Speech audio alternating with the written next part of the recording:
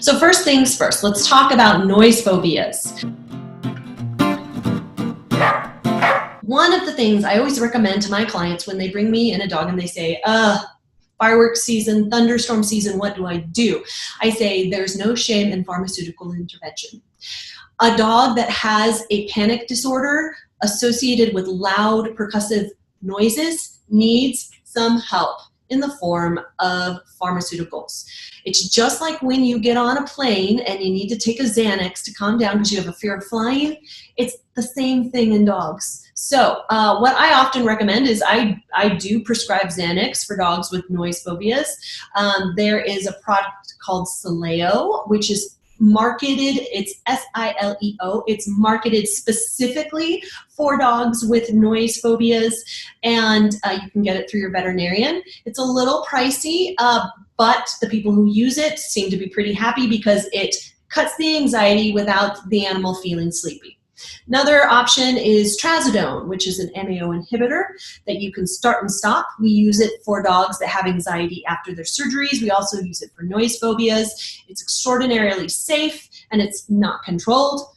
The trick with using pharmaceuticals as an anxiolytic to cut the anxiolytic, is that you have to get it on board before the noise starts. That can be challenging because who out here has a crystal ball, right? So talk with your veterinarian about the different options. There are also thunder shirts that are named specifically for thunderstorms that provide a calming effect to your dog, and basically that provides a lot of comfort. There are some natural options. There is CBD oil, woo-woo, it's awesome for anxiety.